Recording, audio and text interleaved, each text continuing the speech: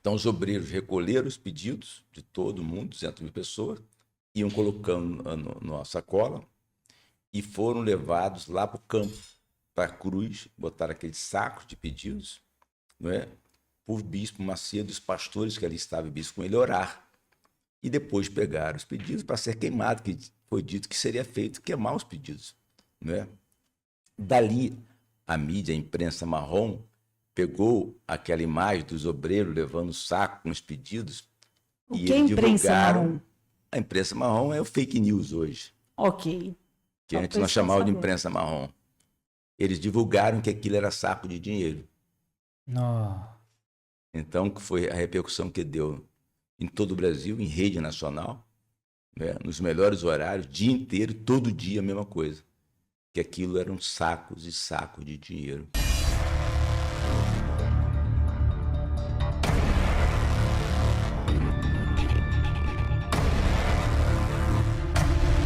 Fala, superadores, sejam bem-vindos a mais um episódio do podcast Superação, o maior podcast de superação do Brasil. Vem junto comigo e com a Cíntia Beltrame metaversar hoje sobre o tema imunidades em geral das igrejas e o chamado de Cristo. Eita glória! E hoje gravado aqui na OAB Santo Amaro, qual somos gratos ao nosso querido presidente Dr. Alexandre Fante, que esteve agora há pouco aqui no podcast também das 11 horas, pelo apoio, pela confiança. Muito obrigado, presidente. Lembrando, é claro, também do nosso patrocinador MB7 Seguros, a corretora de seguros e planos de saúde nacionais e internacionais. E eu já vou chamando para cá ela, a nossa querida, a nossa super Cíntia Beltrame, para apresentar os convidados de hoje. Super convidados, né? Estamos aqui com a diretora jurídica da Igreja Universal do Reino de Deus e com o Bispo Vitor, né? Que já está há 38 anos na igreja. Eu quero agradecer, né? E saudamos o Bispo Macedo por todo o trabalho, por toda a entrega da sua vida e da família, que tornou da Igreja Universal do Reino de Deus o maior exército, né, na Terra, a maior igreja evangélica em vários países, né, contabilizando como vários países, a doutora Adriana estava me falando, né, são 146 igrejas no mundo. Nos países do mundo, né, representadas ali no Templo de Salomão. Cada bandeira, né, é um país onde a Igreja Universal está com esse trabalho maravilhoso. Então, bem-vinda, doutora Adriana, bem-vindo, Bispo Vitor. Nós vamos falar aí agora sobre, para os pastores que estão nos assistindo, os membros de igreja, a sociedade em geral, para que esse benefício, esse direito chegue alcançando as igrejas, os pastores, e que o reino de Deus cada vez prospere, seja maior, salvando vidas, né? E o trabalho social também da Igreja Universal, que é incontestável e enorme, alcançando todos os lugares.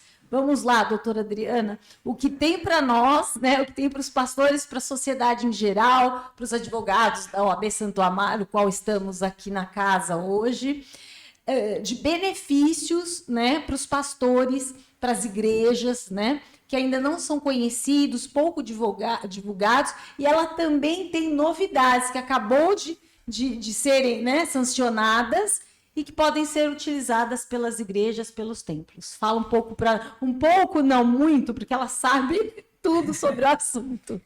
Primeiramente, agradecer a Cíntia e ao Michel Beltrame, né, por estarmos aqui hoje, por ter nos convidado. É uma honra estar participando aqui com vocês desse podcast. Tem uma visibilidade muito grande, né, uma audiência bem estrondosa. A gente agradece bastante. E estamos aqui hoje para conversar um pouquinho e dividir com vocês a nossa experiência, né, que nós temos ali por advogar para a entidade religiosa, né, que é a Igreja Universal do Reino de Deus, que é um prazer para mim, é uma honra também advogar para ela. E, Cíntia, com relação às imunidades, né, nós temos aí algumas novidades mais recentes, onde as igrejas podem ter seus benefícios fiscais com relação ao IPTU referente aos templos locados, né, que é oriundo agora de uma emenda constitucional, que ela entrou em vigor em 2023 mesmo, E as igrejas hoje, antigamente, as igrejas só poderiam ter isenções com relação aos templos locados, e isso agora virou uma matéria de ordem constitucional, com a alteração do artigo 156 da Constituição Federal. As imunidades das igrejas está no artigo 150, 6b, mas especificamente essa, hoje em dia, sobre a questão das imunidades com relação aos templos locados, está no artigo 156 da Constituição, que ali fala um pouquinho sobre a competência legislativa dos municípios, né, em geral, que antigamente continua ainda a competência para legislar sobre a questão de imposto, né, predial, territorial, urbano. No entanto, isso para os templos religiosos em geral, isso virou uma matéria constitucional e hoje então nós temos as imunidades com relação a esses templos locados, onde basta estar a igreja constituída regularmente, ter uma pessoa jurídica constituída, né, como uma organização religiosa, ser um templo religioso, que então esse benefício se estende apenas para os templos, não para estacionamentos, não para outras imóveis que são locados, né, para a igreja, é só para os templos. Se o estacionamento não for no mesmo local, se for um anexo, separado, apartado, aí esse IPTU desse estacionamento não tem. Para o templo tem. Só uma dúvida. Para utilizações do serviço também, para né? atividade essencial, atividade. que é a pregação do evangelho, né? Então, engloba, enquadra apenas e tão somente para o templo propriamente dito. No caso de locação e de compra. De locação. De locação só. O de compra, né? Quando há imóveis próprios, porque aí nós estamos enquadrados, então, no artigo 150, sexto B da Constituição, onde ele fala que todos os templos de qualquer culto terão imunidades com relação aos impostos, tá? Sobre serviços, renda e patrimônio.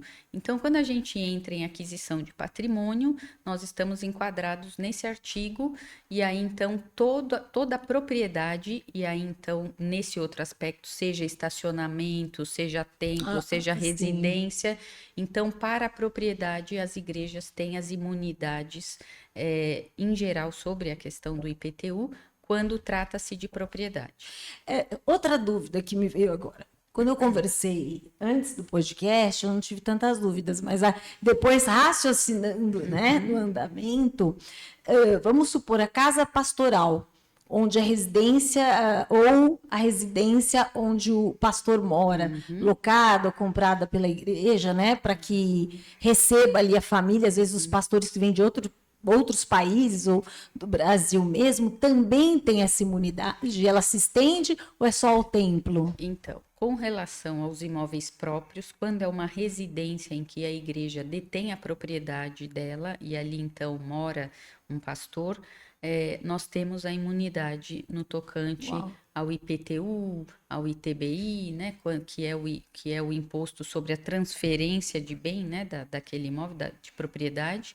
Agora, quando nós falamos de imóveis locados para a residência pastoral, aí não se tem a imunidade do IPTU, porque, como eu disse, o artigo, essa emenda constitucional, ela foi muito específica, né? Talvez ela pudesse até ser mais abrangente, porque eu também concordo que a residência dos pastores, seja própria ou locada, deveria ter imunidade, né? Mas, no entanto, esse artigo 156 da Constituição Federal, que trata hoje especificamente sobre essa questão de imunidade, trata somente de templos locados, tá? E aí nós temos que obedecer a alguns requisitos, que é, então, estar constituído regularmente a organização religiosa, né? Ser templo e ter no contrato de locação a cláusula específica que transfira a responsabilidade do pagamento do IPTU para o locatário, que em tese será a instituição religiosa.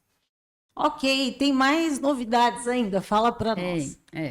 Com relação ainda à imunidade, né, quando eu falo que nós temos imunidade sobre os impostos, e aí quando falamos de bens de propriedade das igrejas, em geral nós temos imunidade sobre todos esses bens. No entanto, quando nós falamos de importação de bens, havia ali uma área também de penumbra e algumas interpretações A importação equivocadas, de bens. falando de importação de bens, onde aquele bem será agregado ao patrimônio da instituição religiosa, né, das igrejas em geral. Então, também, e quando faz parte da atividade essencial, né, ali daquela instituição, nós também temos que ter as imunidades referente a isso. E quando nós falamos de importação de bens, nós estamos falando aí de ICMS, né, dentro desses impostos aí que está agregado quando qualquer pessoa vai fazer a aquisição de um bem importado, tem aí o ICMS de importação na área estadual, porque o ICMS é de competência da esfera estadual, como temos também os impostos da esfera federal, que seria o IPI, o II, né, o imposto de importação, imposto sobre propriedade industrializada. Então, tudo isso incide sobre a importação. E quando a igreja começou a pedir essas imunidades, a igreja foi precursora nesse aspecto de requerer essas imunidades desses bens importados para esses bens que agregariam o patrimônio, né, e faria parte da atividade essencial ali da atividade religiosa. Inicialmente, nem a União, nem o Estado reconheciam essa imunidade. Apesar de já estar na Constituição Federal, né? Nossa. Mas não reconhecia essas imunidades. que é magna. Ela prevalece sobre, né? Ela, hierarquicamente falando, dentro da legislação, a Constituição Federal é a legislação máxima, né? E todas têm que estar observando as legislações infraconstitucionais, têm que estar observando tudo que está na Constituição, né? Não podem violar o que está disposto na Constituição, mas mesmo assim as legislações infraconstitucionais, como a questão do ICMS de importação, ou não existia essa área de penumbra, ou então não reconhecia essa imunidade, de modo que nós tínhamos que acionar judicialmente, ou entrando com mandado de segurança, ou então uma ação declaratória, para que houvesse o reconhecimento, né, da imunidade ali da igreja. E agora, para a satisfação de todos, as igrejas em geral, o Estado de São Paulo editou recentemente, agora ainda esse ano, deve fazer acho que 2 meses particularmente. Mas antes fazia muito tempo que a igreja vinha lutando por isso e que agora existe aqui no estado de São Paulo. Eu espero que os outros estados repliquem essa mesma legislação. Existe essa legislação específica reconhecendo a imunidade para esses bens importados no tocante ao ICMS de importação. Então, é uma grande vitória isso para as igrejas, né, em geral, quem importa várias coisas, né, produtos, materiais. Hoje a etc. importação é bem corriqueira, né? E é uma luta antiga essa, Luta né? antiga. Essa que Pelo são 10 menos- anos, Há mais de 10 Mais anos. de 10 praticamente. anos. É que nós começamos a lutar muito intensamente quando nós estávamos construindo o templo, né? E aí nós então trouxemos as pedras, né, de Israel, e aí isso ficaria agregado ao patrimônio da igreja, onde nós pedimos as imunidades referente a esses bens que estavam sendo importados, e para fazer o desembaraço dessa mercadoria, né, ali na alfândega, tínhamos muita resistência, de modo que a gente tinha que impetrar mandado de segurança e liminarmente, então nós conseguíamos o desembaraço sem ter que pagar aquele imposto, ou muitas vezes tinha que fazer o depósito judicial daquele valor do imposto, e nós tivemos que levar essa discussão até o STF também, para que o STF se pronunciasse sobre o reconhecimento da imunidade das igrejas em geral, né?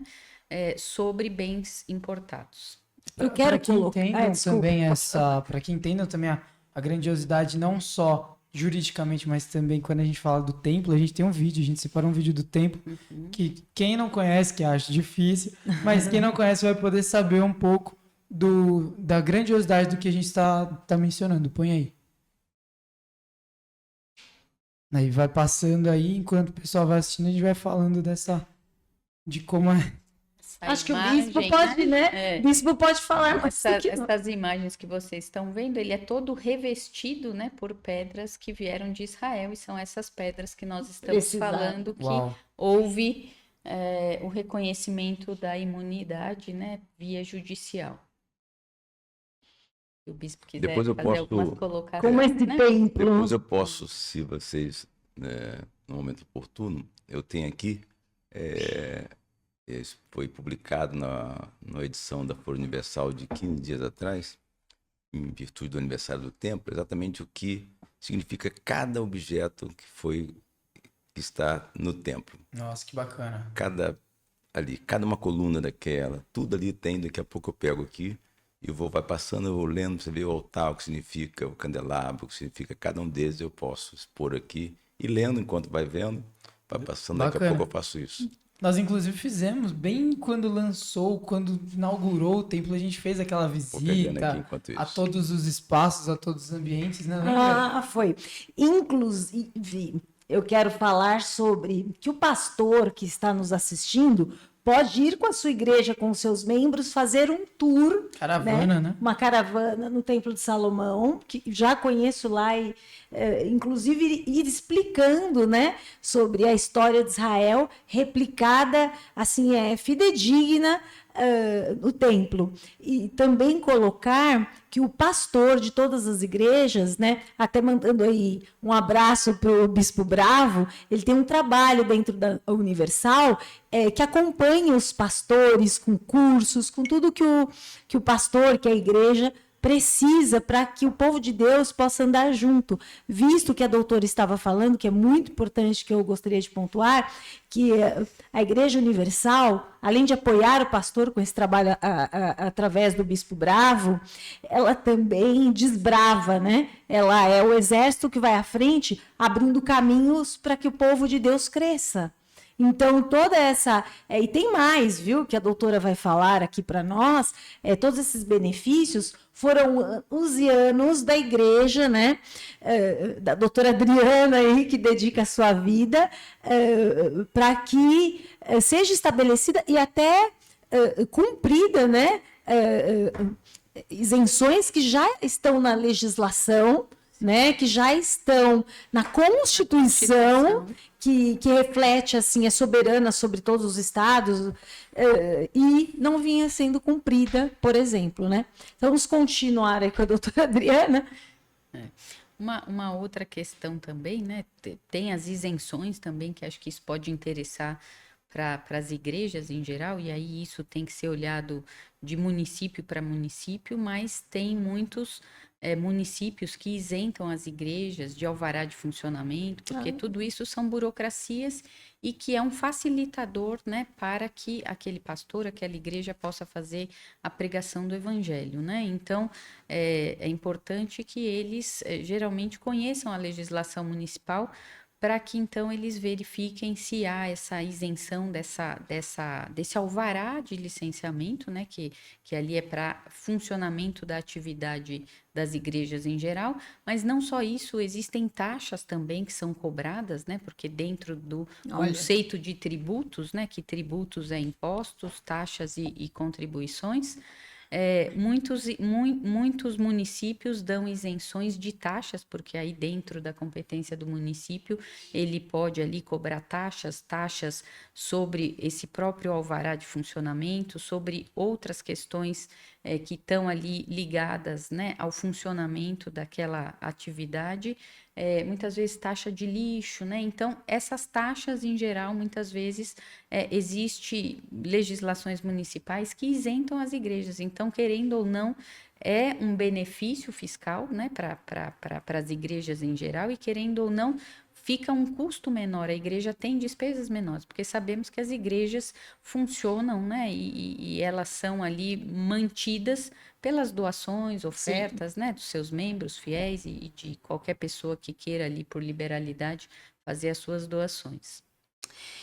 importante que a economia dessas taxas podem ser revertidas para o trabalho social da igreja, que já foi até pelo Estado reconhecida como essencial, como um braço, digamos assim, do Estado. Alonga-manos, né, do Estado, como a gente costuma dizer. Exatamente, para alcançar vidas. Então, essas isenções, essas taxas, né, podem também serem inseridas e utilizadas nesse ponto da igreja, né? Ou para melhoria, né? Pintura, reforma, mas principalmente para o trabalho social. Sim, e também há outras imunidades, né, Cíntia e Michel, com relação quando há uma aquisição de patrimônio de um imóvel, né, pelas igrejas ali, aquele imposto que é cobrado sobre a transferência ali daquela propriedade, né, que é o ITBI, os imóveis que são recebidos em doações, como a gente acabou de dizer agora, né, que as igrejas vivem ali, são mantidas, né, por doações, então muitas vezes recebem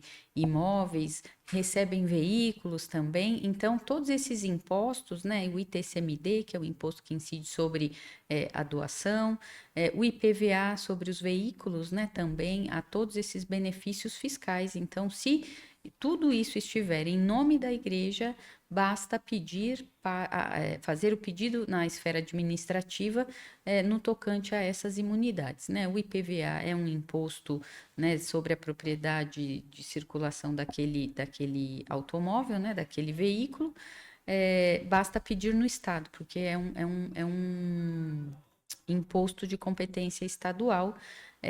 O ITCMD e o ITBI, um é estadual e o outro é municipal também. Então, as igrejas têm todas essas prerrogativas, esses benefícios fiscais que podem ser auferidos e que, querendo ou não, diminuem as despesas para elas. Sim, com certeza é muito importante.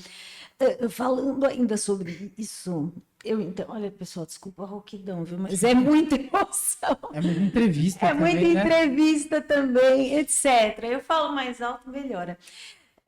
Eu estava pensando aqui sobre por que dessas isenções, né? Que eu acho que se refere ao lado de trabalho social, e quanto tempo se vem lutando por tudo isso, assim, para as igrejas.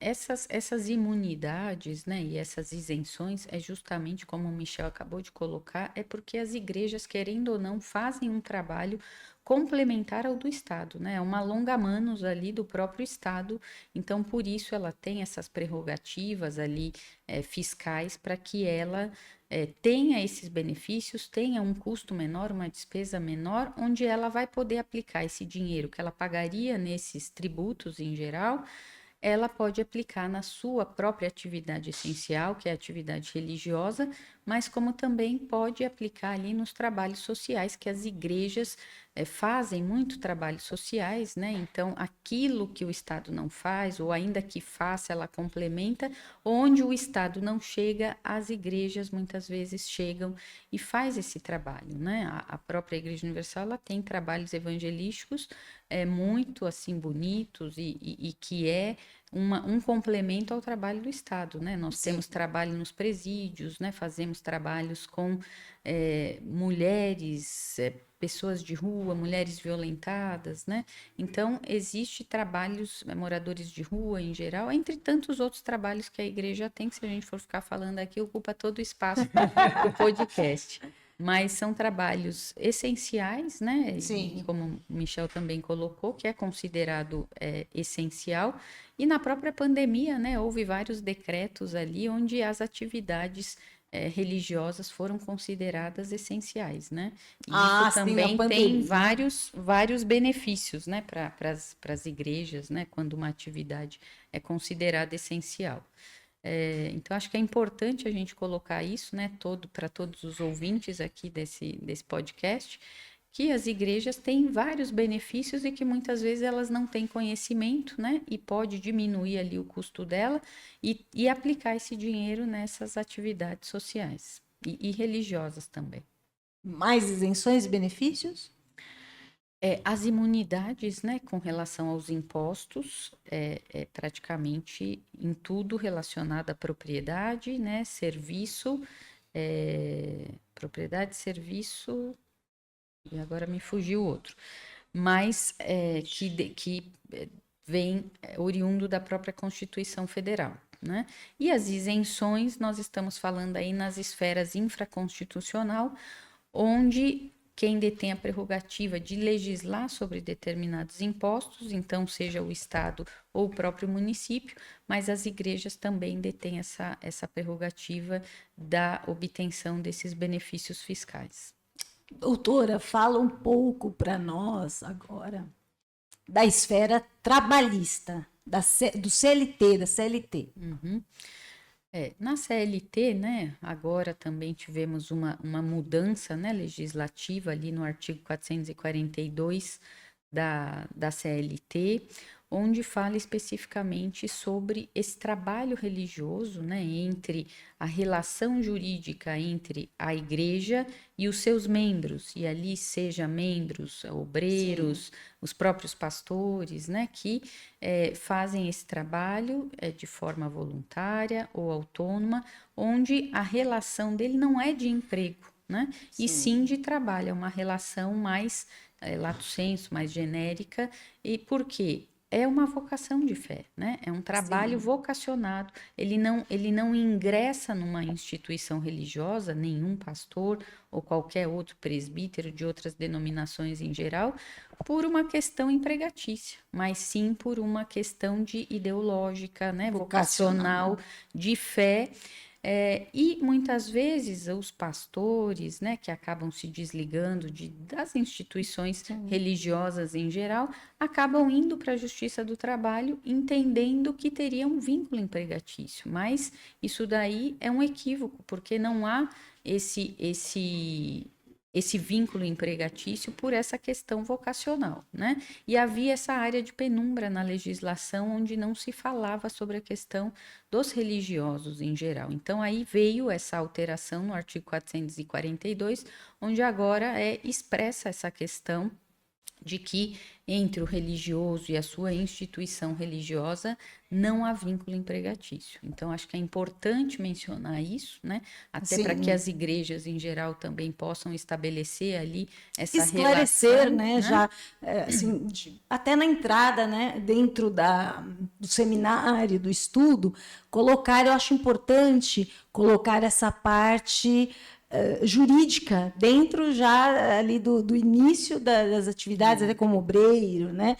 Para que ninguém entre e ingresse, né, na obra ali equivocado ou que se sinta enganado. Então, eu acredito que todas as instituições religiosas, né, deixem muito claro qual é a relação jurídica estabelecida entre a igreja e o seu pastor, né? Muito para que importante. Amanhã não venham requerer um vínculo empregatício. A Justiça do Trabalho tem julgado, na sua maioria esmagadora, né, de que o pastor não tem vínculo, mas infelizmente temos alguns entendimentos também equivocados, uma sentença ou outra que muitas vezes acaba dando o vínculo, mas graças a Deus nós temos também conseguido êxito nos tribunais superiores e muitas vezes levamos a matéria até o próprio TST, né, que seria a terceira instância, onde então é reposta a justiça ali e feito o equilíbrio e não reconhecendo que não há o vínculo empregatício, né? Então, acho que isso também é importante ficar bem claro e para que todos tenham conhecimento, porque realmente é uma coisa bem recente também, essa alteração legislativa. Consideração sobre? Acho que sanou todas as minhas dúvidas. Pronto, você já vai passar para os colegas do Mackenzie. Aline, você que está aí na produção, coloca, por gentileza, agora a foto da doutora Adriana para mim. Está linda. Pergunta, quem é a doutora Adriana? Família, mulher, e quem é a doutora Adriana dentro da Universal do Reino de Deus? Qual é a sua luta? Qual é a sua parte dentro do corpo de Cristo? Uma é a Adriana Guimarães e outra é a Adriana Guerra, né? Porque a Guimarães é de casa e a Guerra é na igreja, né? É verdade, eu brinco que eu falo que eu sou uma predestinada, né? Apesar de não acreditarmos em predestinação, mas falo que sou uma predestinada que não poderia ter outro nome, né? Senão Guerra, e ser advogada e advogar para quem eu advogo, né? Porque nós temos Sim. muitas lutas, muitos problemas que, graças a Deus, a gente... Embates, né? Embates calorosos. Que é natural do advogado, da advocacia, né? E sou maquenzista também, Michel. Maquenzista. E inicialmente não tinha plano de vir para a advocacia, fazer o direito, mas eu acredito que ali já tinha todo um plano de Deus para minha vida, que seria, né, ser advogada e advogar para quem eu advogo, né, atualmente, e que isso para mim é um prazer, é um presente, né, porque querendo ou não deixa de estarmos ali fazendo a obra também, e estamos ali advogando, eu entendo, para o próprio Deus, né? A igreja existe, mas... Que é o advogado, né? Dos advogados, né? A gente advoga para o próprio Deus. Então, a gente tem uma responsabilidade muito maior ainda de estarmos sempre fazendo o nosso melhor. Doutora, e como foi, assim, sair do Mackenzie e ir parar na diretoria da Universal? Como diretora, são muitos comandados, né? Eu já sou formada há alguns anos, né, Michel? Aqui a gente pula essa parte para identificar em cadeira à parte, mas eu me formei em 1999 no Mackenzie e fiz estágio desde o meu primeiro ano do Mackenzie, que eu falo sempre para os advogados que trabalham hoje comigo, para os estagiários, que é de suma importância, né, que todos façam o estágio, porque é no estágio onde a gente aprende muita coisa, onde é direcionado ali a matéria que você tem mais ali, empatia, né? Então, por todos os estágios que eu passei por alguns escritórios de advocacia, e fui ali dentro desses escritórios aprendendo e foi me dando a experiência, e falo que cada lugar que eu passei, né, Deus sabe de todos os planos, e sabia que um dia eu iria advogar para a igreja, e coloquei em prática tudo que eu vim aprendendo ali ao longo da minha carreira, eu coloco em prática na Igreja Universal. E fui trabalhar lá por um convite de uma pessoa. Inicialmente não queria muito ir, porque eu sempre gostei da advocacia. Quando eu comecei a fazer estágio, eu me apaixonei pela advocacia, porque inicialmente eu queria ser juíza, né? Mas como aqui a gente disse até anteriormente no podcast anterior, né? É o advogado quem muda o rumo do direito, ele é o último bastião ali, e a advocacia, ela é apaixonante, né? E eu adoro ser advogada e fazer o contencioso. E muitas vezes, quando você vai para algum departamento jurídico dentro das empresas em geral, ou outras instituições, nós somos ali mero administradores de outros escritórios, né? E a gente acaba não colocando a mão na massa. E eu não gosto, eu gosto de advogar mesmo. Até hoje eu faço audiência, faço defesa e sempre estou ali vai para audiência, mesmo como diretora. É a guerra. Se for pra guerra, não tem graça. E ali mesmo ali advogando, então eu não queria ir para departamento jurídico, porque eu entendia que não colocava a mão na massa, né? Que você não executava ali. Então era meramente um administrador de outros escritórios. Mas que na época, quando eu fui, parei dentro do departamento jurídico, havia uma proposta de mudança nesse sentido, que era para virmos a fazer 100% ali, tudo dentro da própria instituição. Então, era praticamente um escritório onde você iria fazer o operacional efetivamente, né? Então, não terceirizar. Não terceirizar. Entendi. Então, não ia para outro escritório, mas vocês mesmos. Hoje, desde aquela época e até hoje, isso só foi crescendo, né? Onde a igreja faz praticamente 100% de todos os seus casos. Se a gente terceiriza, é muito pouco, muito pequeno. Casos específicos, muito específico, algo assim. Porque, querendo ou não, as atividades da igreja, elas são atípicas. E se o advogado não conhecer muito profundamente, que isso é importante, até por isso, essa experiência, né, que eu tenho, e os advogados que trabalham conosco também adquirem, porque são muitos casos e a gente passa a ser uma mão de obra altamente especializada naquele assunto. Uau. Né? Naquele assunto. Mas isso remete, já que estamos com o povo de Deus aqui, vamos falar, né? Isso remete muito quando o povo saiu do Egito. E eles não tinham nada, né? Saíram assim e foram desbravar as terras. E o que acontece é que eles lutam Josué. contra muitos exércitos antes de chegar até o foco que era Jericó. Ou seja, houve toda uma preparação ali, igual a doutora, houve toda uma preparação para que na hora que realmente fosse dado a largada ali, chegar na diretoria, já tivesse toda essa experiência e depois, quando já tinha experiência dentro da Universal, começou ali a designar mais e mais e mais. Então é muito lindo ver como as histórias do Senhor, elas se repetem na vida de cada um, de maneira singular, é claro, ali na Universal, ali pá, mas como é singular essa, né? Importante, Deus vai direcionando todas as coisas, né? Então, falando aqui dessa parte que Deus vai direcionando todas as coisas, estamos aqui, né? Também com o Bispo Vitor, 38 anos de Universal, né?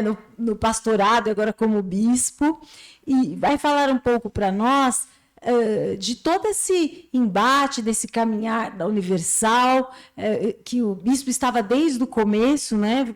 Então vamos aí à igreja propriamente dita, né? Como é tudo isso, como foi a superação da igreja, porque teve toda uma superação jurídica e essa superação continua a cada dia, e teve uma superação ali do dia a dia, do crescimento da igreja, até para estamos aqui para fortalecer as igrejas, os membros, os pastores, e falar, nós fomos à frente, nós estivemos, permanecemos e prevalecemos, né? Estamos eu acho que estamos de pé, falar de mim, estamos de pé.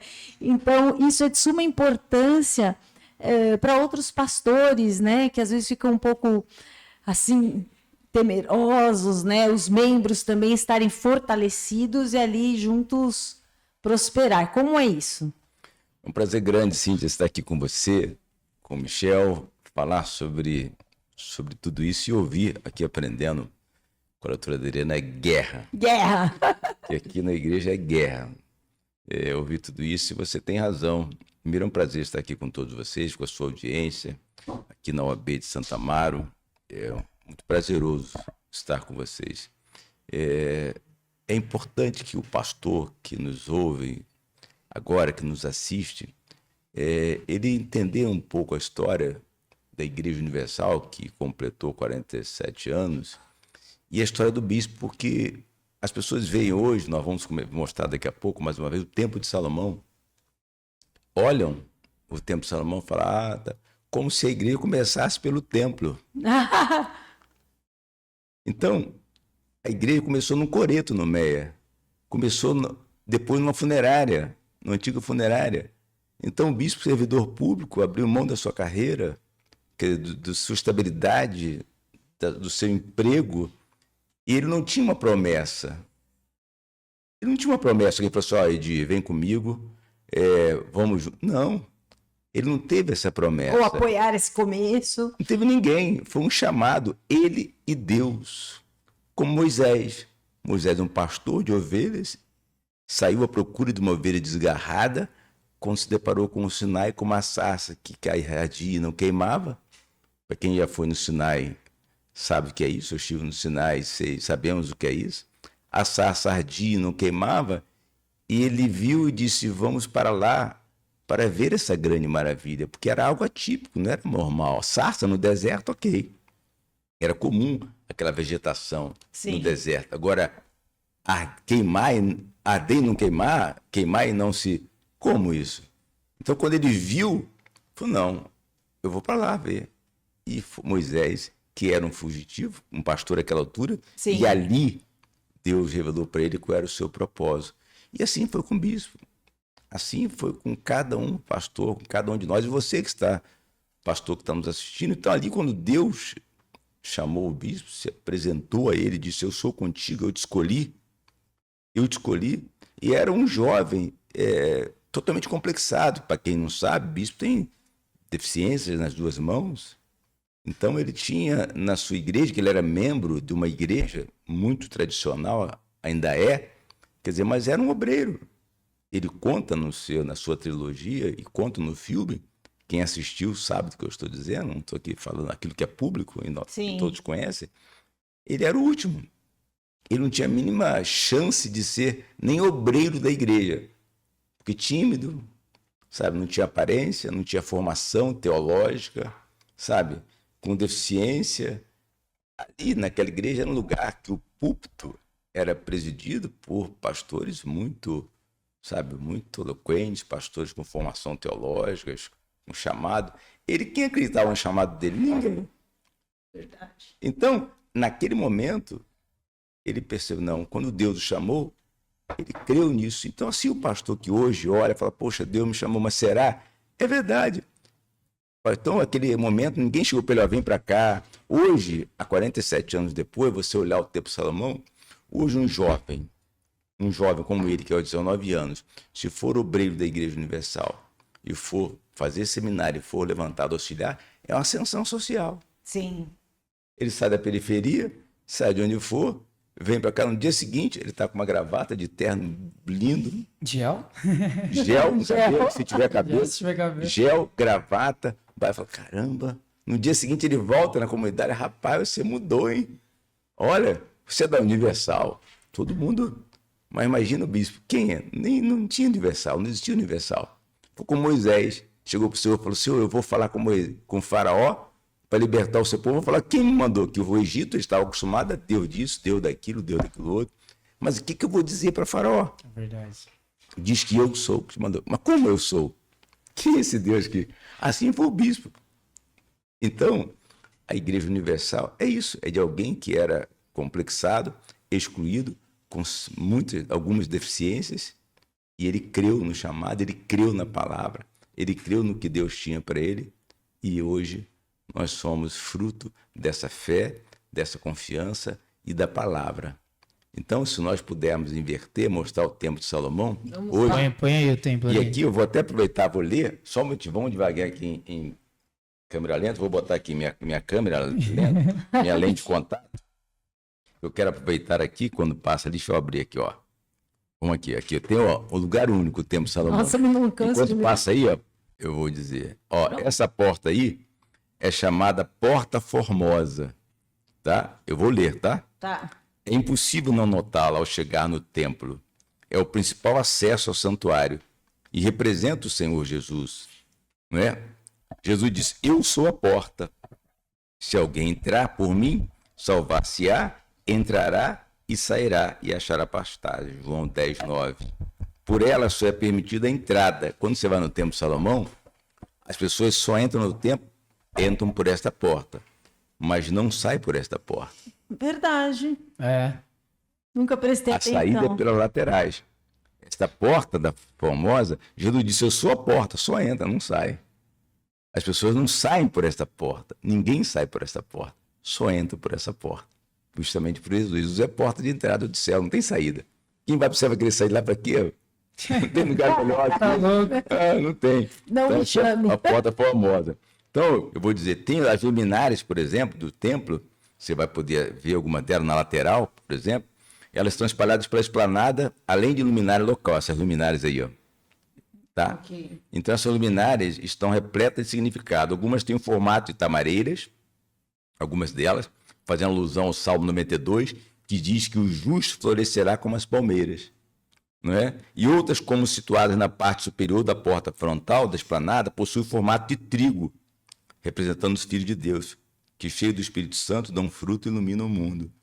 Então, essas luminárias têm esse objetivo. E continuando nisso, para mostrar que tudo que há no templo não tem nada de aleatório. Tudo tem um objetivo. Tudo bem pensado. Tudo tem um objetivo. Essas bandeiras, por exemplo, que os senhores veem ali, aqui embaixo, tem a esplanada, chama de Pátio das Bandeiras. Ali estão dezenas de bandeiras ali, tá vendo? Ali embaixo no templo, você vê aquelas bandeiras tremulando. Elas estão situadas, essas bandeiras, representando uma das nações que estão na igreja. Hoje As são nações. 146 países. Então ali tem 146 bandeiras. Ali à direita, atrás desse prédio, na frente do templo. Representa cada país. que está a Universal. Olha Tá vendo que ali? lindo visto assim de cima. Exatamente, a Universal cumpre a ordem do Senhor Jesus, que disse: ide ao mundo, a todo mundo pregar o evangelho a toda criatura. Foi a todo mundo. Exatamente. Hoje nós estamos em 142 países.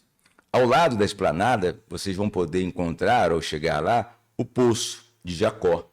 Você vai ver um poço, literalmente, as pessoas ali pegando Sim. água gratuitamente. Esse poço, durante a construção do templo, houve uma surpresa maravilhosa. É ali à direita, aquele redondo ali à direita, ó. À direita da sim, minha, sim. ali, tá vendo? É aquele redondo, um pouco na frente tem o poço. Foi uma descoberta maravilhosa, foi descoberta uma fonte. Olha como é que Deus faz. Na construção do templo, na perfuração do solo, Nossa, se não. descobriu uma fonte. Não. Eu fui Lá visitar várias Mas vezes. Deus faz desse tudo, jeito. E ainda eu tô Ah, descobrindo. onde ia fazer o poço já tinha fonte. Onde ali tem fonte. Então, Deus, Espírito Santo, Glória a São Deus. Bispo, vão fazer ali o poço de Jacó.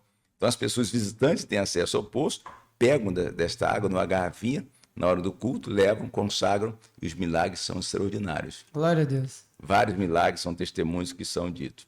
Então, continuando aqui, falamos disso, por exemplo, as tamareiras. Ali à direita, você vai ver ali embaixo, tem muitas tamareiras. E elas são centenárias, essas tamareiras. Tá? Algumas delas centenárias. Pra você ter ideia, ali tem tamareira ali que tem 400 anos, 500 anos. Então, são coisas extraordinárias. E a tâmara, você sabe que são o fruto dela, é maravilhoso. Dentro do santuário, por exemplo, que não vai aparecer ali, dentro do santuário, quem já foi nos templos de Salomão, tem um santuário, tem um véu, que na hora do Sim. culto ele se abre, principalmente no primeiro culto, que é domingo. Domingo é o primeiro dia da semana, Sim. esse véu é aberto e fecha no sábado e só abre no dia seguinte. Então, este véu aqui, o que ele representa? O véu do santuário. O véu representa o corpo do Senhor Jesus. Antes, apenas o sacerdote poderia entrar além do véu, pois era quem intermediava a relação entre Deus e as pessoas. Com o sacrifício do Senhor Jesus, o véu foi rasgado.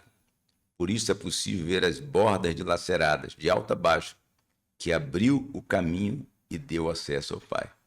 Então, o véu tem exatamente esse objetivo. Antes, somente o sacerdote, o sumo sacerdote, Sim. o sacerdote podia entrar no Santo dos Santos. E o povo ficava lá de fora da tenda, aguardando o que vinha de lá. E aí, Então, aquele com o que véu, entrasse, Roda, né? com- Se e- tivesse algum. que dependendo do pecado cometido, ele ficava lá dentro, teria que ser Morria, tinha que puxar. puxado. E outro, o bordão de Arão, por exemplo, as colunas, por exemplo, do templo. Lá no templo tem umas colunas grandes, internas, que são assim, ó, nesse feitio. Quem já foi lá dentro já viu. Sim. Então, o que essas colunas representam? No templo original, duas colunas ganhavam destaque e ficavam na parte extrema do templo, externa do templo. Na atual réplica, elas foram erigidas ao lado do altar no interior do santuário. A que fica à esquerda se chama Boaz, significa nele está a força. A da direita, Jaquim, o que significa ele estabelecerá. Então, as colunas do centro do santuário também têm seus significados. Nada, repito, no santuário é aleatório. Tudo tem o seu objetivo. O bordão de Arão, que também está no santuário.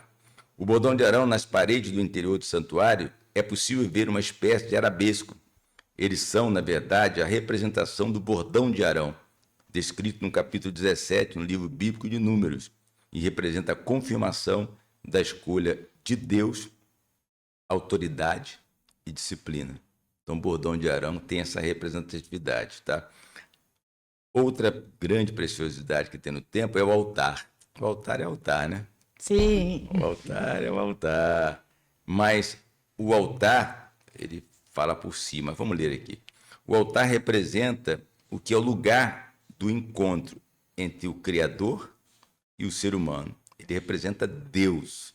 É o lugar mais sagrado do templo. Não tem imagem para adoração, mas possui símbolos deixados por Deus. Há ainda um véu que é aberto nas primícias da semana, no domingo, e fechado na última reunião realizada aos sábados. Além do púlpito e do candelabro, o altar tem uma réplica da arca da aliança, que representa a presença de Deus no meio do povo. Uma mesa que simboliza o banquete espiritual que se vive com o Criador, e acima dele a frase, santidade ao Senhor. Então é isso que compõe o altar do templo. Ali embaixo do altar tem as pedras, aquelas Sim, pedras embaixo do Pedras, altar. lindíssimas cada pedras. Embaixo ali. Essas pedras do altar, na base do altar é possível ver 12 pedras de cores diferentes. Sim. Então, essas 12, elas representam as 12 tribos de Israel, Israel. que é a origem, a nação santa que foi escolhida por Deus para trazer ao mundo o Salvador. No passado, essas pedras compunham uma peça que o sacerdote carregava no seu peitoral. Sim. O sumo sacerdote, ele tinha no seu peitoral exatamente essa representação.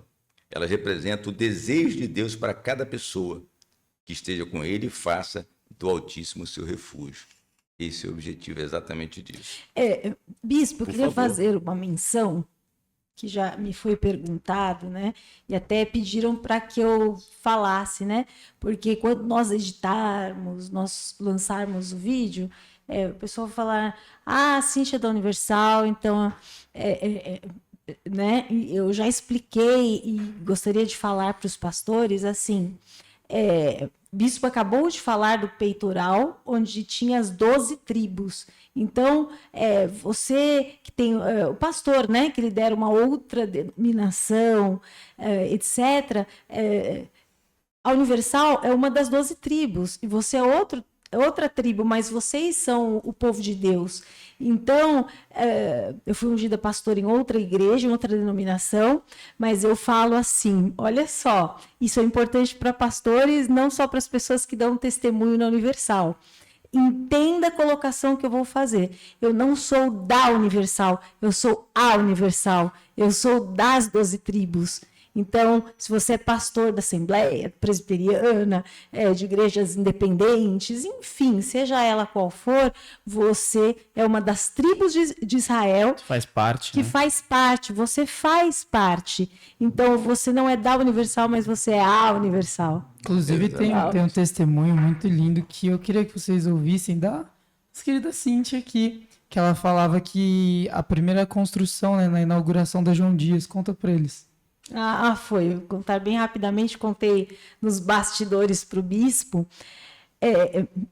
Assim, as pessoas que escolheram essa fé, né, o evangélico, que antes era mais chamado assim de crente, né, havia uma certa dificuldade assim do aceite, alguma coisa assim, pela sociedade. Era um momento de conquista, um momento de solidificação.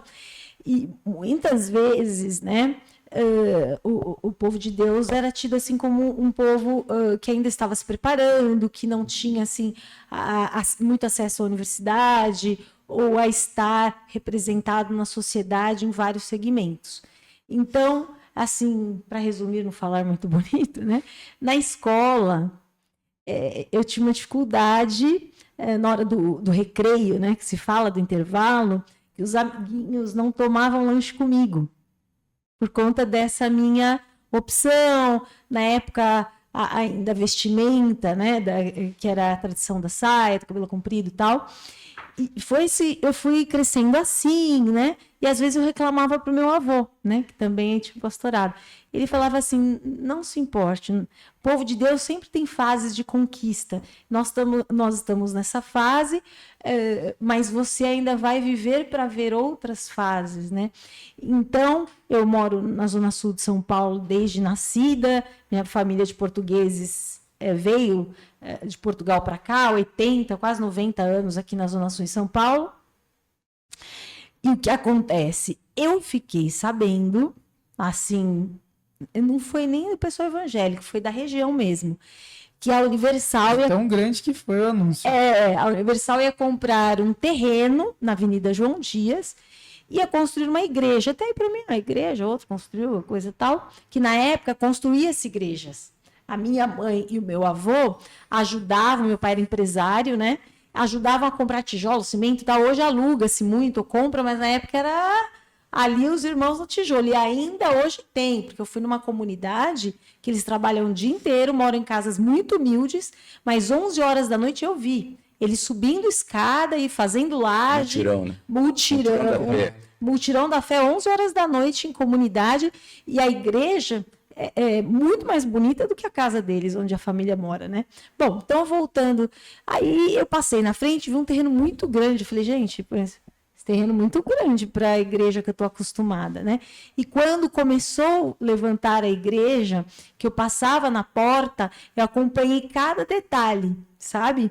E ali, em cada detalhe da construção da igreja, eu vi o povo de Deus como um todo, eu repito, tanto faz a denominação, a placa, crescendo, sabe? Tem um hino universal que fala do povo marchar na terra, né? Quando o vento soprar, tudo vai se... Eu rouca, mas eu canto bem, etc. Então eu passava, ia vendo a construção, ia vendo tudo aquilo se construindo, aquilo representava o povo de Deus como um todo, né? E naquele momento todos souberam que o povo de Deus, né, estava conquistando ali a terra prometida. Então, a João Dias, para mim, né, foi assim uma conquista de uma terra prometida, porque para mim era uma queixa com meu avô, né?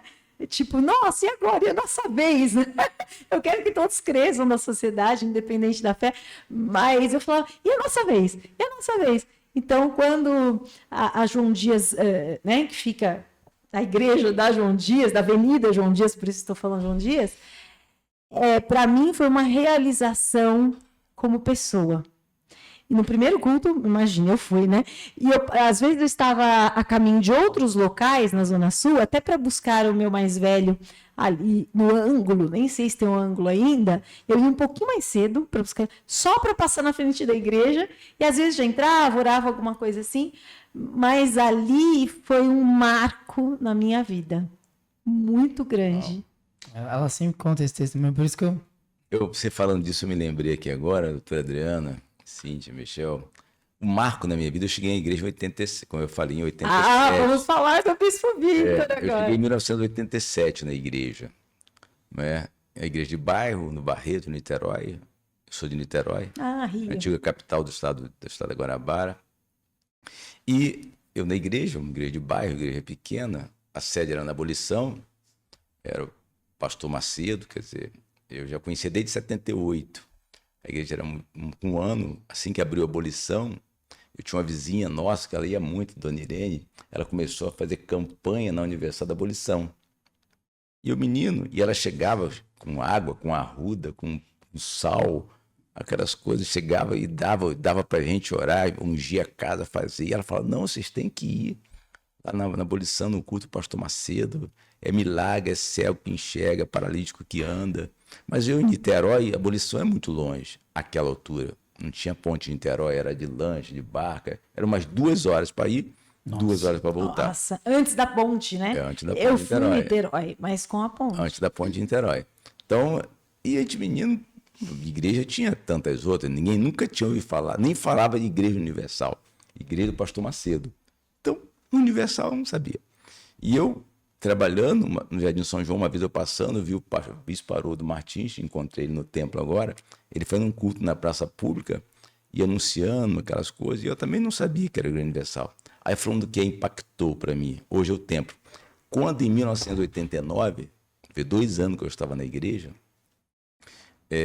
no primeiro ano, o bispo Macedo fez uma vigília na praia de Copacabana. Eu estava acostumado a ir a Copacabana popular na virada do ano, queima de fogos, que é artifício que é famoso mundialmente, todo mundo conhece, a queima de fogos de Copacabana. E de 87 para 88 eu já não fui mais na queima de fogos, naquele ano. Minha esposa hoje, que era minha namorada, vamos na vigília na praia, para mim, vigília na praia, vamos. Eu não tinha noção do que era, foi. O que me impactou foi em 89 um culto que o bispo Macedo realizou no Maracanã, doutora Adriana. Nossa, eu lembro. O Maracanã, me contaram. A lotação era 200 mil pessoas. Quando eu fui convidado para ir à caravana no Maracanã, eu estava acostumado no Maracanã jogo, futebol, tal. Aí aquele movimento na igreja, não tinha televisão que tem hoje, a igreja não tinha televisão ainda, não tinha rádio, só tinha a rádio metropolitana e a Copacabana em AM, nem todo lugar que pegava. Sim. Você não era nem nascido, Michel. Então, você só ouviu falar. Você é muito jovem. Então, quando vamos embora, aquele movimento tal, Maracanã, caravana, excursão, ônibus, mas eu não tinha ideia do tamanho do movimento. Você não é guia de bairro. Sim. Não tinha comunicação que tem hoje. Na verdade, assim como nós estávamos nos movimentando, todo o estado do Rio, todo mundo estava se movimentando. Nós não sabíamos, não tinha essa comunicação que há hoje. Você liga o telefone, pronto, printa, bota em rede social, todo mundo. Quando nós começamos a descer na ponte de Niterói, doutora, aquela fila de ônibus engarrafando. E eu não tinha ideia que era para ir para o Maracanã. Aqueles ônibus, tudo tal, e o trânsito engarrafado, tal. Eu falei assim, cara, meu Deus, não vamos chegar lá quando? Aí alguém falou assim, mas isso é para o Maracanã? O pessoal, tudo Maracanã. Resumo da ópera, quando nós entramos no Maracanã, aquela multidão que eu cheguei eu falei, não é possível, 200 mil pessoas no Maracanã. Quando os passeio abriu, ali que eu fui ver o tamanho, a grandeza, o que era a Igreja Universal. Aí que eu fui ouvir falar da Igreja Universal do Reino de Deus e ver o Bispo Macedo. De longe, eu lá em cima na arquibancada, ele lá embaixo. Pequenininho, né, de longe. Aí que eu fui, falei, meu Deus, olha a obra que é. E não era o que é hoje. Hein? Então foi assim que me impactou você, João Dias, essa reunião no Maracanã. Me impactou muito em 1989. Nossa, 89 já... É. E momentos cruciais e difíceis da igreja. Não só para saber, mas, como eu já falei, para incentivar os pastores a não parar. Continua a obra. Você tem um chamado? O Senhor está à frente, né? Não desanime. Reunião no Maracanã, Cíntia, Michel, a doutora Adriana sabe isso, viveu muito isso, na parte jurídica disso. Dali que afrontou os interesses dos políticos e da igreja, àquela altura, da igreja tradicional. Mostrou a força, né? Dali, daquela reunião que eu estava, e que 200 mil pessoas como eu estávamos, todos nós fomos na igreja, fizemos seus pedidos de oração para colocar o pé da cruz.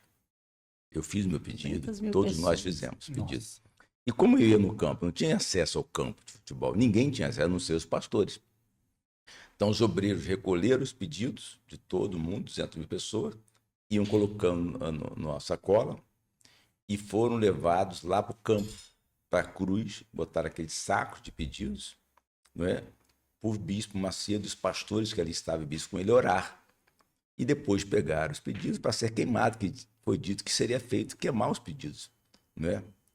Dali, a mídia, a imprensa marrom, pegou aquela imagem dos obreiros levando o saco com os pedidos e eles divulgaram. A imprensa marrom é o fake news hoje. Ok. Que antes nós chamávamos de imprensa marrom. Eles divulgaram que aquilo era saco de dinheiro. Não. Então, que foi a repercussão que deu em todo o Brasil, em rede nacional, né? Nos melhores horários, dia inteiro, todo dia a mesma coisa. Que aquilo eram sacos e sacos de dinheiro. Horário nobre. Mas a parte que queimou, não mostraram. Não, quem vai queimar? Só mostraram os sacos saindo no ombro dos obreiros. Vários sacos saindo na mão dos obreiros. Disseram, foram dito, replicado e reeditado que aquilo era um saco de dinheiro. Aí daí o bispo já tinha algumas acusações, né, que a doutora pode falar melhor do que eu.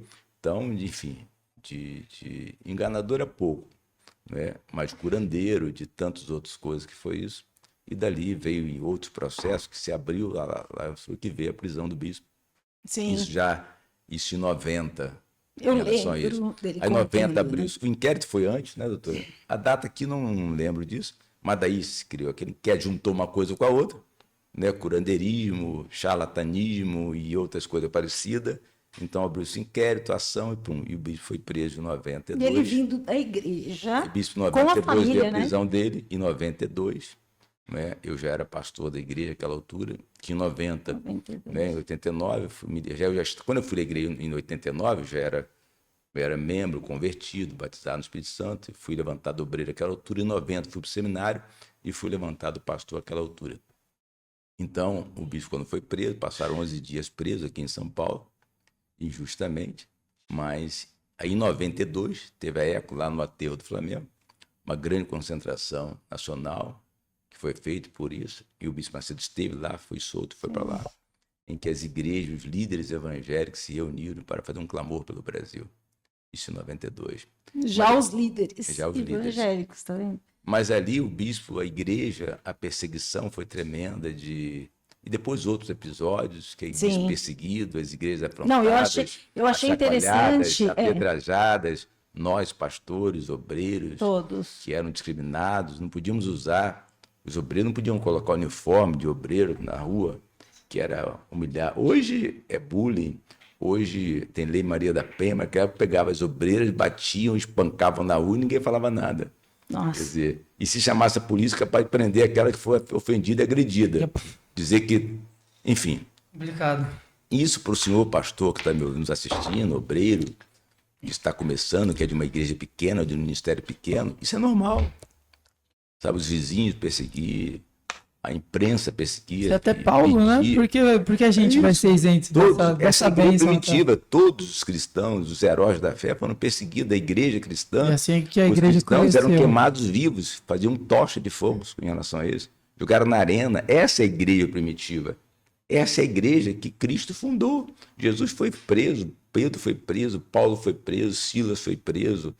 Todos. E não vai ser hoje com a Igreja Universal, não vai ser com o senhor pastor da igreja A, B, C, D, que é perseguido no seu bairro, que o vizinho joga coisa em cima, xinga o pastor, Tu maltrata. agradece, né? Agradece Porque ninguém chuta cachorro morto. Agradece a Deus. Jesus diz: no mundo tereis aflições, Sim. mas tenho bom ânimo que eu venci. Amém. Então essa é a igreja do Senhor Jesus Cristo, que persegue. A igreja somos nós. Quando a igreja for arrebatada, e a Bíblia diz que será arrebatada, quando Jesus voltar, os vivos, os mortos ressuscitarão primeiro, a Bíblia diz. E os vivos serão arrebatados, vão subir nas nuvens, como ele desceu e subiu. Então, essa igreja que subia não é a igreja universal que vai subir. A Bíblia diz que esse templo não ficará pedra sobre pedra, como o primeiro templo não ficou. Esse templo será destruído. Quem quiser usufruir, fica à vontade. Nós não vamos estar aqui mais, os salvos. Que entre e faça o que quiser, que a igreja já foi arrebatada. Então, um dia nós vamos subir. E quando Jesus voltar para buscar a sua igreja, ele não vai entrar no templo da Universal, nem no templo de Salomão. Os santos, os salvos que vão subir, somos nós. São Sim. aqueles que, lavados, foram remidos no sangue de Jesus, que assumiram a sua fé em Jesus e foram salvos. Acabou. Independente de cor, credo, religião, igreja pequena, igreja grande. Quando Jesus voltar, o pastor está lá orando de joelho na igreja, até no fundo, na prisão. Sim. A pessoa que está presa agora, que está no presídio, está numa clínica de recuperação, que está onde estiver, ela vai ser arrebatada se ela se entregar de coração. Veja o ladrão da cruz. Sim. Veja o ladrão da cruz. Ele foi salvo. Então não tem isso, ladrão, prostituta. Veja Maria Magdala, Maria Madalena. Os salva. Então olha para quem Jesus veio. Ele disse: vós que estás cansado e sobrecarregado, eu vos aliviarei. Jesus veio para os excluídos, presos, prostitutas, bandidos, mocinhos, preto, branco, amarelo, azul. Não tem isso. Essa é a igreja que será arrebatada, quem assumir a sua fé. Quem crê e for batizado será salvo. Quem não crê está condenado. Está escrito em Marcos 16, 16. É isso que está escrito. Não é para outra coisa que Jesus veio e vai voltar para buscar a sua igreja. Para isso a igreja está aqui, somos nós. Somos nós, para divulgar, dar testemunho. Jesus disse: vós sereis minhas testemunhas de Jerusalém, Samaria, até os confins da terra. De onde ele estava até hoje, nós estamos longe, hein? Aqui é confins longe. Para isso, para dar testemunho, para a glória, louvor e honra do Senhor Jesus. Isso é o nosso objetivo, é isso que nós estamos aqui, independente de qualquer coisa. Então a igreja passou por muitos momentos, até hoje passa. Só que as perseguições são outras hoje. E já tem casca, né? Já tem Hoje não tem uma mais. maturidade, Hoje, como a cada doutora Adriana momento estava é um falando. momento, cada hora é uma Sim. perseguição. Hoje, Velada, muitas vezes. hoje continua sendo difícil, não vai ser fácil, não vai. Os problemas vão continuar. Sempre vai ter problemas. Não tem como não fazer isso. Mas por isso que nós precisamos ter o poder, diz Atos 1:8. A Bíblia fala em Atos 1:8, recebereis poder ao descer sobre vós o Espírito Santo. Para quê? Para que sejais minhas testemunhas. Então, só vai perseverar, só vai persistir, só vai permanecer quem tem o Espírito Santo. Jesus disse isso para os seus discípulos. Quando ele ia ascender ao céu, disse: eu não vos ausentei de Jerusalém, até que do alto seja revestido de poder. É. A preocupação dele é que ele saísse de Jerusalém sem revestimento do Espírito Santo. E outra, não são problemas, né? A gente gosta de falar muito lá na nossa empresa também, para os funcionários entenderem, não é problema, gente. São operações do negócio. Você vai abrir uma igreja, você tem que ter ciência que isso vai acontecer, são operações ali do dia a dia corriqueiro. Da igreja. Mas me chama, você nem abrir igreja, basta assumir a fé em Cristo Jesus. Você Pronto. acredita? Verdade. Porque nós somos Esse a é só um igreja. detalhe. Nós somos a igreja. Sim. A igreja somos nós. Jesus diz: vós sois templo do Espírito Santo. Então agora, quando assume a fé, não é em cima de muro, não. Não é o crente Raimundo, não. Ah, Perseguido, gente, Raimundo, não conheci. perseguido é quem vive a fé. que hoje ser crente é moda. Na sua época era bullying. Hoje é bonito. Hoje é lindo ser evangélico. Hoje as pessoas botam Não sei nem o faixa que é na pior, cabeça. né? Hoje bota faixa, camisa, eu É. sou de Cristo. Hoje tem para-choque de caminhão. Mas na época de Paulo, Pedro, Silas eram presos. Hoje não. Sim, alguém, Então, hoje em dia é abriu o moda. caminho, né? Hoje em dia é moda ser evangélico. Vende produto, vende souvenir. Hoje é moda ser evangélico. Mas ser cristão, ser de Deus, é muito longe disso. Muito. Está muito longe disso. Crente tem muito por aí. Muito. Ser de Deus está longe disso. Você ser de fato de Jesus, da fé, viver para dar testemunho, como Jesus disse a seu discípulo Filipe. Filipe, quem vê a mim, vê o Pai. O discípulo perguntou, Senhor, eu estou há tanto tempo convosco. Jesus disse, você não sabe para onde eu vou, quem eu sou? Tem pessoas, Filipe, fala para ninguém não, Michel. Não fala para ninguém, Michel. Jó fala, hein? Jó Ó, fala, eu te conhecia. não de fala andar isso, Michel, para contigo. ninguém. Não falem, Cíntia. Quando Jesus diz quem vê a mim, vê o Pai, como você convive comigo, não sabe quem eu sou? Tem pessoas que dizem crente na igreja. Na rua você não diz quem ela é. Eita. Eita, agora foi Revelação. forte, hein? Tem nada a ver. Você não tem nada a ver isso. Você olha para ela, você não vê Deus na vida dela. Você vê outra coisa. Agora, domingo, toma banho, se arruma, bota o bico, vai para a igreja da glória. Sacerdote só Pai do dentro do Senhor, templo. Shalom. Mas no dia a dia, tá longe. Pergunta ao marido dela se ela é quem é a esposa dele dentro de casa. Sabe quando você é de Deus? Quando você está sozinho. Pergunta a sua esposa, pergunta a esposa que o marido dela se ele é de Deus. Pergunta a mulher dele se o marido é de Deus ou vice-versa. Pergunta o pai ou a mãe se ele é de Deus. Pergunta no comportamento, de ser, de agir, de pensar, de falar, de se comportar. Como é que eu sou na faculdade? Como é que eu sou dentro do ônibus? Como é que eu sou no trânsito? Como eu sou na minha casa, no trato com meus filhos, com minha esposa, com meu marido? Como eu sou? Na igreja é muito fácil, né? A igreja é fácil, todo mundo é santo. É. Cantar em coral é lindo. Você vê moradores de rua, mendigos, dá um violão para ele, canta hino, dá glória e tudo. Sim, prega a palavra, ele conhece a Bíblia. É simples. Qual é a dificuldade que tem? Teologia, fulano é crente, é teólogo. E daí? A letra mata. Eu conheço teólogos, pastores que suicidam, têm depressão, bebem para dormir. E é teólogo. E daí? Mas não vive. O que liberta é a palavra. Até Jesus disse, né? Conhecereis a verdade e a verdade vos libertará. O que liberta é a verdade. É a Bíblia. Tem pessoas que dizem ser evangélicos, vivem da mentira, no engano, no engodo. Trapaceia, enrola, engana o patrão, o empregado, a mãe, a esposa, o marido. Para se dar bem, como é que estão onde? Jesus disse que o pai da mentira, nós sabemos quem é, o diabo. E a pessoa mente como se fosse verdade. Mas está na igreja. Acho é que às oficial vezes da até igreja. acredita, né? Às vezes é oficial da igreja. É Às vezes é membro, complicado. faz parte da membresia de uma igreja, mas mente como se fosse verdade. É complicado. Bispo, estamos aí faltando 5 minutos para acabar o nosso episódio. Mais um episódio aqui do podcast Superação, maior podcast do Brasil. E queria dar a palavra agora para doutora Adriana fazer Guerra. as considerações.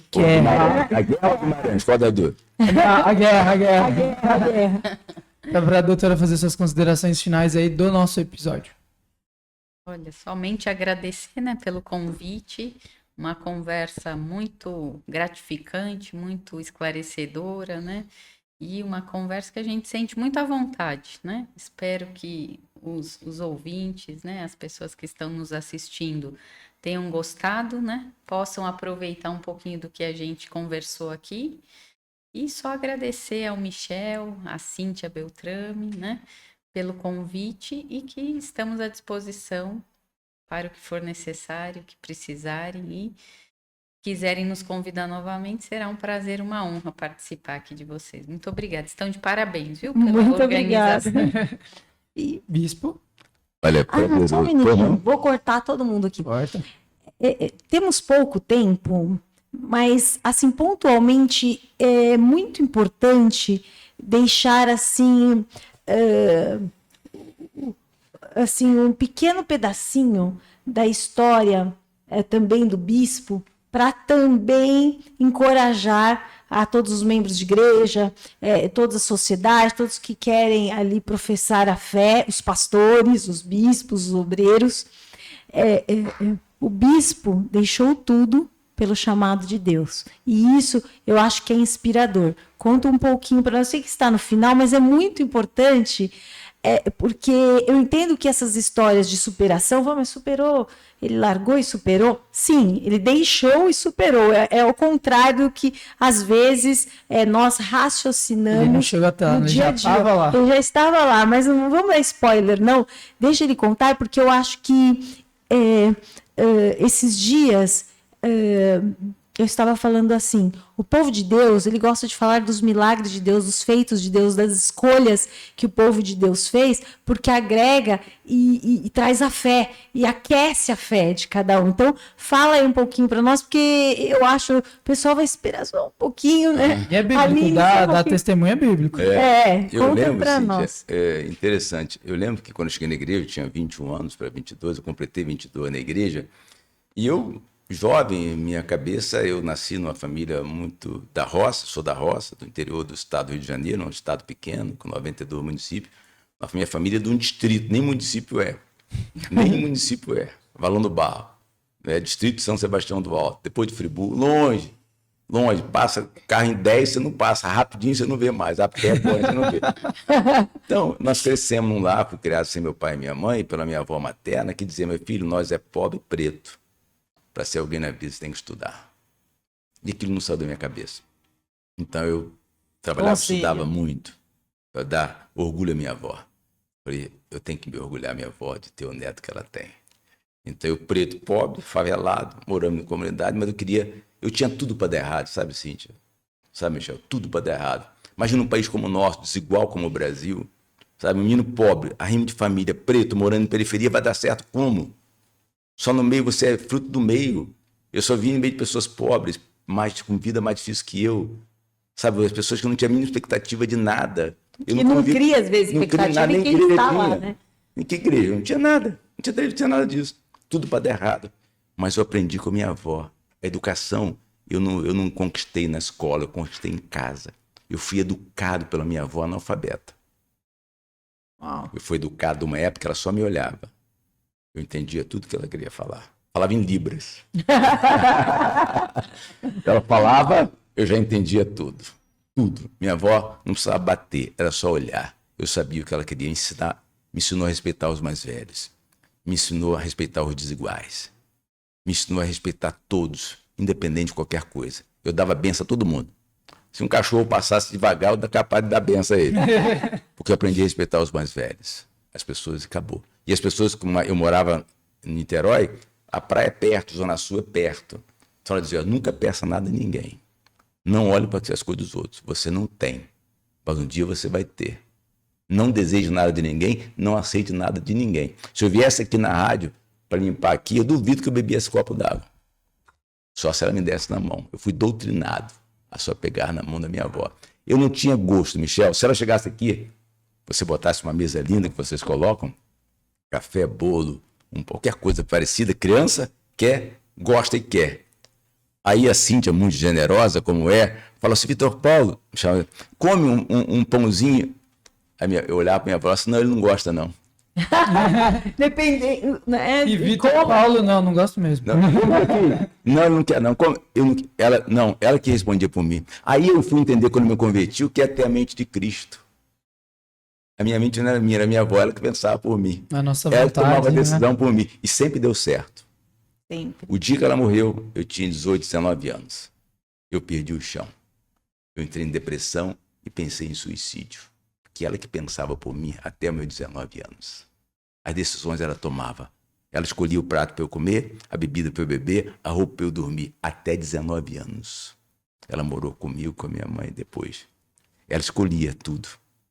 Então, até enquanto ela escolheu, deu certo. O dia que eu escolhi, deu errado. Então, quando eu cheguei na igreja, pensando nisso tudo, já com formação técnica, com 17 anos, já fiz o César Henrique para a Universidade Federal do meu estado, passei. Como é que foi? Repete com aí. 17 anos, pobre, preto e arma de família, eu fiz o César Henrique para ingressar na Universidade Federal do meu estado, a UF, Niterói, para fazer Direito. Eu já estagiava no escritório de advocacia. Eu já queria essa carreira. Eu já estagiava, fui estagiar como jovem estudante, mas casei com 18, para 19 anos, e tive que interromper a faculdade. Tinha curso técnico, 3, eu era contador, mecanógrafo e auditor, e administrador de empresa. Nossa. Então, fui trabalhar com 22 anos, trabalhei em offshore, em reparo, em contabilidade, ingressei no Serviço Público, no Ministério da Educação e Cultura, fui trabalhar na Embrafilme, como auditor fiscal, com 22 anos, com uma vida, uma carreira promissora. Fiscal aos 22 anos. Uma carreira promissora, casado, uma vida boa naquele momento, mas não tinha o mais importante, eu não tinha Jesus, eu não conhecia. Tinha uma boa condição, mas... Então, quando eu cheguei na igreja, as pessoas falavam assim, mas pobre eu já não era mais. Preto eu continuava sendo e sou. A minha família já não era mais, porque eu tinha autonomia, eu tinha independência financeira. Eu já tinha independência financeira. Eu conquistei com 16 anos minha independência financeira. Eu não precisei do meu pai, da minha mãe mais. Eles que precisavam de mim. Então, dinheiro para mim não era problema naquela altura. Formação eu já tinha, 3 cursos técnicos, já estava ingressando na universidade. Quando eu cheguei na igreja, eu entendi o que era isso. Eu já tinha formação, eu já tinha dinheiro, eu já tinha condição social, eu já estava ascendendo socialmente, eu tinha carreira. Eu entrei no serviço público, eu tinha serviço público, tinha estabilidade. Então, em 88 veio a estabilidade. Tanto financeira como familiar, já tinha esposa, tudo em ordem. Mas nada era a mesma coisa. E o vazio. E a tristeza, e a depressão. O dinheiro não fazia nada daquilo ali.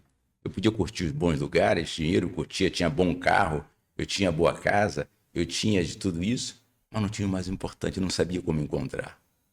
Esse vazio eu não sabia. Eu ia para show, bailes, festa, mas nada disso preenchia. Bebida, nada disso preenchia. Eu não sabia que o vazio era a falta daquele que só ele enche, só ele preenche, só ele supera. Então, quando eu cheguei na igreja, a convite do meu padrinho, que eu fui apresentado àquele que é o autor da vida, o consumador da fé, e que deu a vida por mim na cruz do Calvário. Então, dinheiro para mim não era problema. O que a igreja podia pedir que eu... A igreja tinha mais do que eu. Jesus tem muito mais do que eu, Deus tem mais tudo para dar.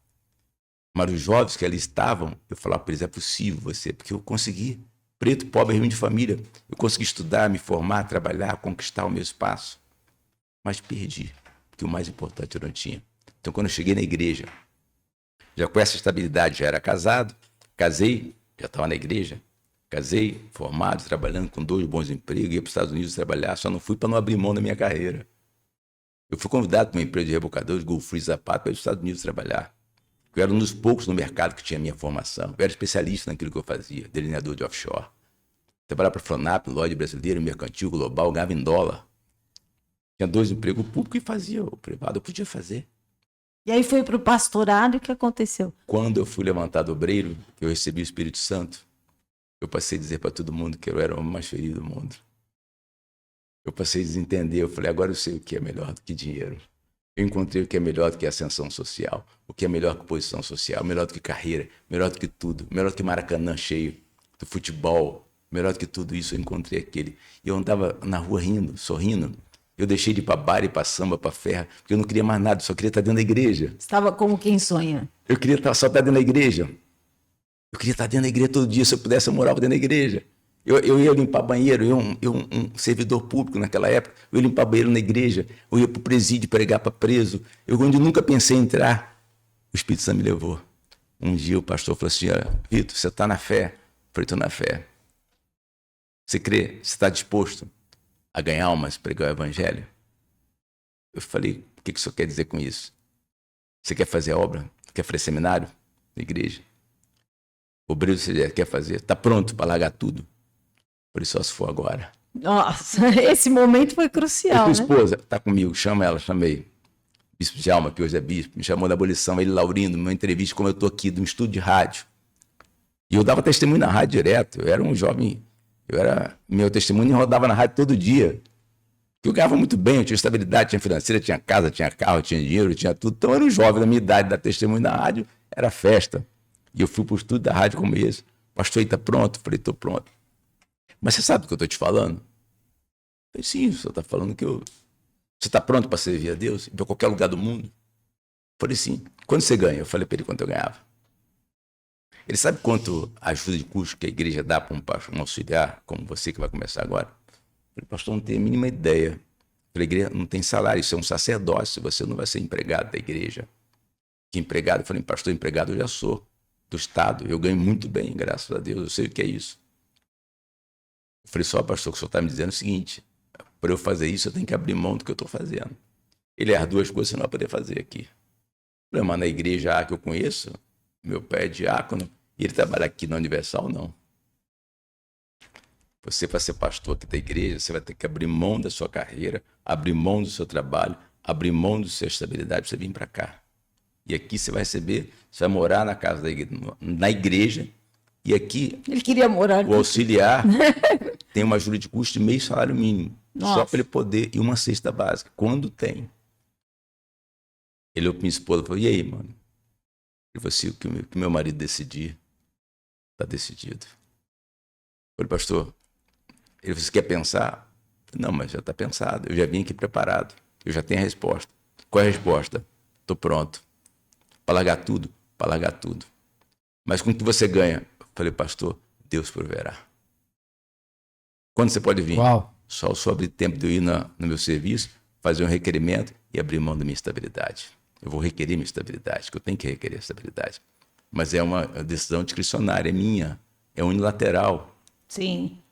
Eu decidi abrir mão e fui morar na igreja e dormir embaixo da mesa num colchonete de berço. Como é que é?